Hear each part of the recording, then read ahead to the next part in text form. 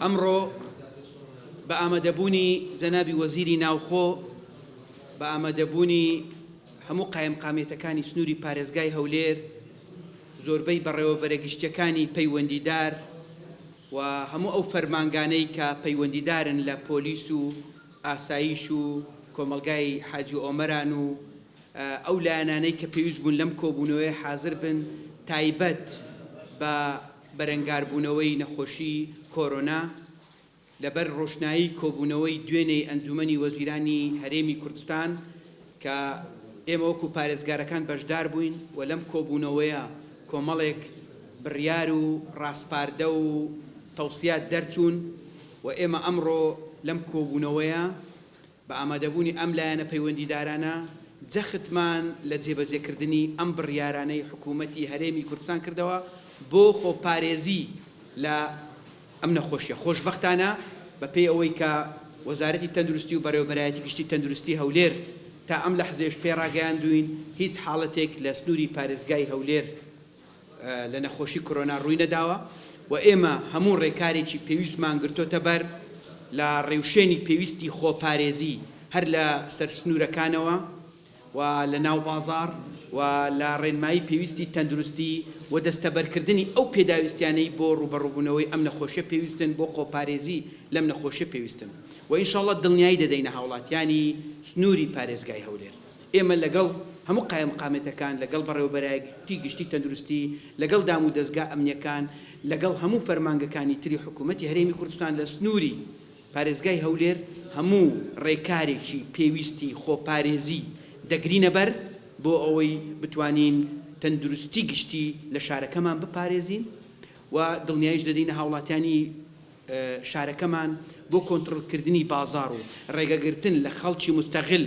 دیسان هەموو قایمقامێتەکانمان ڕاست پاردووە پۆلیس و ئاسایشمان ڕاست پاردووە کە دەبێت ڕێکاری پێویست بگرنەبەر و لە هیچ کەسێک قبول ناکەین کە ئەم دۆخە ئیستیغلال بکات بۆ گرانکردنی بازار یان کاڵاکان یان هەر پێداویستێکی خەڵک. بۆ ئەمە بەسەش ئیجراعات کراون دڵنیایش دەدەین کە ئیجراعاتیش دەکەین. بەڵام ئەوانەی پەیوەستن بە ڕێوشوێنەکانی تەندروستی بۆ خۆپارێزی و تەوعیە و شێرکردنەوە ئەوە بەڕێوەبەرایەتی گشتی تەندروستی هەولێر حازری و ئامادەکاری باشیان کردووە و دیسانیش حکوومەتی هەرێمی کوردستان و جەنابی سەرۆکی حکوومەتی هەرێمی کوردستان کاک مەسرور بارزانی مستەلزەمات و پێداویستی تەواوی بۆ پارێزگاکان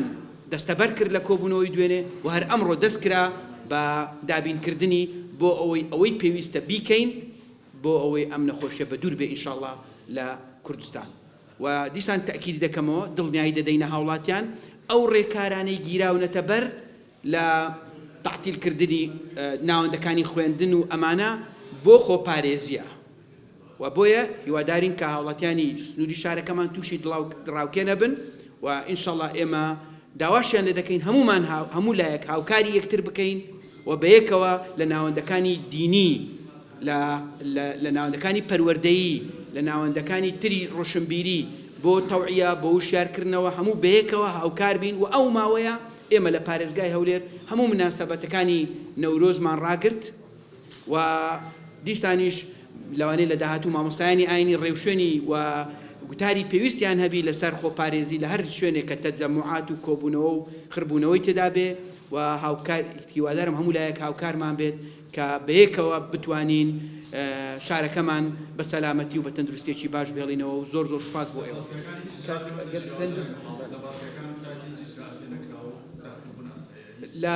طبعا لە مەرزی حاجی ئۆمەران و لە مەتاری هەولێر هەموو ڕێکارێکی پێویست گیراوەتە بەر تەنها ئەو خەڵکانەی خۆمان کە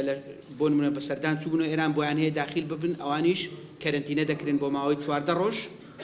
و هیچ کەسێک لێرە بۆی نییە سەفەر بکات ئێستا بۆ ئەو دی و حتا بۆ هاتنی سوتەمەنی و کاڵای بازرگانی و ئەمانەش ڕێوشوێنی زۆر باشمان داناوە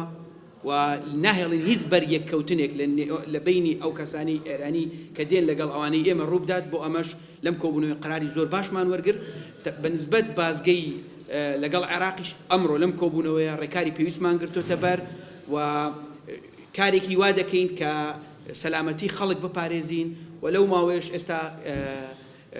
دەستەی گەشت و گوزارمان ڕاستپارت کە ئاگاداری کۆمپانیەکانی گەشتیاری بکاتەوە ئەوانەی کە خەڵک دێنن ئەمە بوەستێنرێت جارێ بە شێوازێکی کاتی تاوەکو بتوانین دیسان سەلامەتی خەڵکەکەمان بپارێزین بە تایبەتی لەو شارانەی عێراق کەرکووکە نەجەفە ئەوانەی کە ئەو نەخۆشیە تێدا سەر هەڵداوە ئێمە ڕێکاری پێویست دەگرینەبەر و ئەمڕۆ هێشتا کۆبوونەوەکەمان بەردەوامە ئەوانەی کە ماوە قەراری پێویستی لەبارەوە دەدەین مهم دڵنیای دەدەین هاوڵاتیانمان هەموو جهودی خۆمان سەرفەکەین بۆی سەلامەتیان پارێزین هیوادارم قەلەق نەبن ئێمە پێکەوە هەمومان بە هاوکاری یەکتر ئینشاڵڵا سەرکەوتوو بین لە خۆپارێزی لەم نەخۆشیە.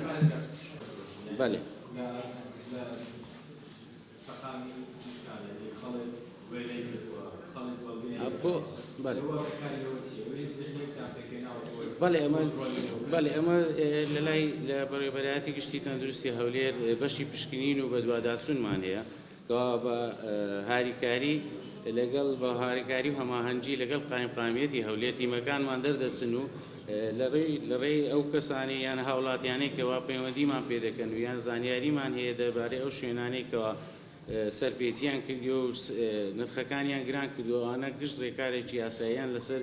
ئەنجام دەدرێت و تا ئێستاش 26 شوێن داخراون کەوا پێویستیان کە بابلێن لە ڕێنماییەکان دەرچوونە و نرخیان گران کردووە.